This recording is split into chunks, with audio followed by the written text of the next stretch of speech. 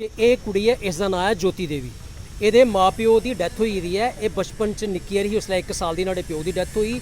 ਜਿਸ ਵੇਲੇ ਦੀ ਮਾਂ ਦੀ ਡੈਥ ਹੋਈ 5 ਸਾਲ ਦੀ ਸੀ। ਇਹਦੇ ਚਾਚੇ ਨੇ ਕੋਟਕੋਲਾ गार्डनशिप ਲਈ है, इसी अपनी ओनरशिप च ले लिया और ਇਹਦੀ ਜ਼ਮੀਨ की कल्टीवेट करता रहा। और इसी कुड़ी कुछ नहीं, ये अनपढ़ है, बिल्कुल अनपढ़ है। वो नहीं सी 2013 जो उन्होंने मैरिज हुई और ये अपनी ज़मीन पर दोबारा जो है वापस आई है, तो इसी उन्हें मारिया, कड्डी लाया और ऐसा 3-4 बार किया।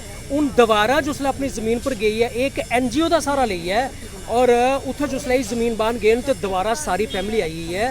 और उत्थे पुलिस वाला उनका एक मुड़ा है, उन्हें भी धमकियाँ मारियां न और उतों तक रखता कि मैं आन ड्यूटी आनी है, मारी देगा इसी। और ये हसबैंड की मैं इनकी हेल्प करा था, वो मेरे पर भी धमकी मारदा है और मैं इस वेले घर बाहर रहा था, मेरी जान की खतरा। अस पुलिस को गए, एप्लीकेशन दित्तियां, उपरा सिफारिशां करवाइयां, पर SHO दमारा ने साड़ी कोई सुनवाई नहीं की। जिसले उसकी गल सुनान लगो और उन्हें धमकी मारे से बिठाई होना, हरास करना और वाकई असें गी इस वेले खतरा है उनके कोला भी और उनके कोला भी। की अस अपने अधिकार वास्ते बोले दे और मिगी इयां डर लगता है कि जे सानू कि उत्थे गेदे सुनवाई नहीं साड़ी हुंदी ते बाद विच सानू कहने के करी सकदे नो।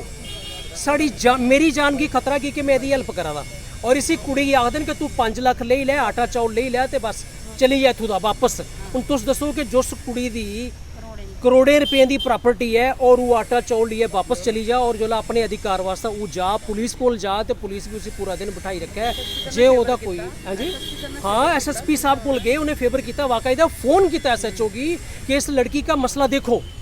और दोबारा SHO की बोला है कि इस लड़की का मसला देखो और कोई मैजिस्ट्रेट हायर करो। आप मैजिस्ट्रेट पावर के पास जाओ, तहसीलदार के पास जाओ, इसके रिकॉर्ड की वेरिफिकेशन करो। बट कुछ नहीं हुआ, कुछ नहीं हुआ।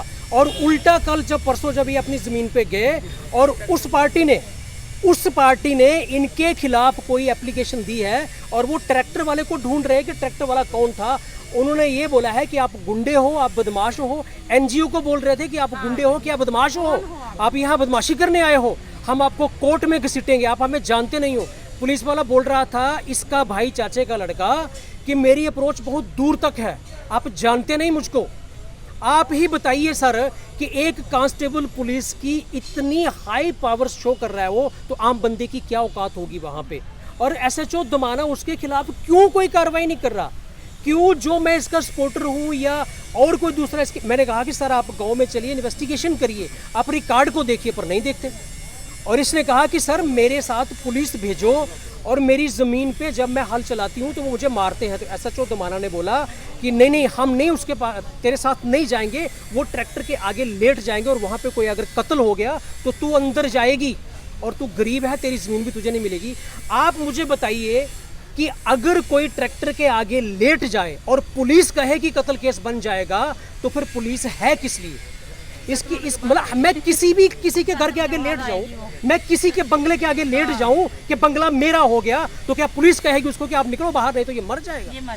ये कौन सा कानून है? और एक सपोर्ट करने वाले बंदे को बोल रहे हैं कि आप बीच में नहीं आओ। वो आपसे एलर्जी करते हैं। कौन एलर्जी करते हैं मेरे से? जिनके पास ज़मीन है, जिन्होंने कब्जा करके रखा हुआ है नाजायज़, वो बोल रहे हैं कि तू उनको पसंद नहीं है। भाई मैं अगर उनको नहीं पसंद तो पुलिस तो मुझे पसंद करे। मैं हेल्प मांग रहा हूँ ना, न्याय के लिए चल रहा हूँ ना। मैं भी कल को उनको मिल जाऊँ, मेरा वो फादर है, वो मेरे ब्रदर हैं। मैंने उसको समझाया कि एक यतीम बेटी पे इतना जुल्म मत करो। अपने फारेवरिस के साथ ऐसा किया, मेरी फरगति दे दी और मुझे घर से निकाल दिया। अभी मैं किराए पे रह रहा हूँ सर, मुझे घर से निकाल दिया, मैं किराए पे रह रहा हूँ।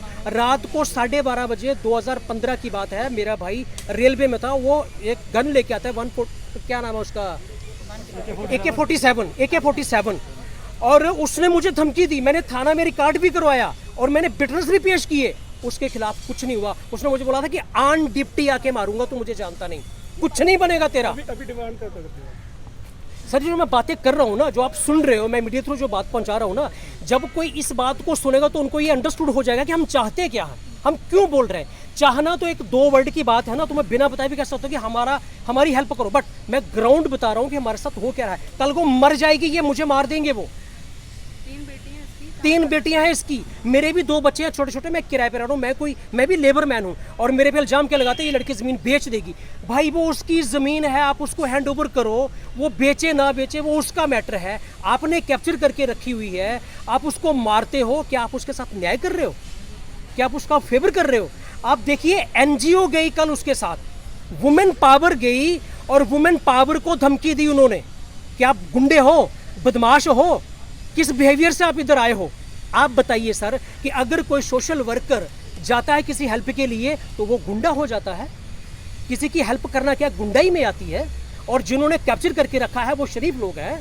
पुलिस को लगता है कि वो शरीफ है, जब इंतकाल इसका है, गिरदौरी इसकी है, फुजैशन इसका है, यतीम बच्ची इसके माँ बाप अलग थे, फिर वो इसकी प्रॉपर्टी के ऊपर क्यों बार बार क्लैश करते हैं? तो आप मतलब बैठ के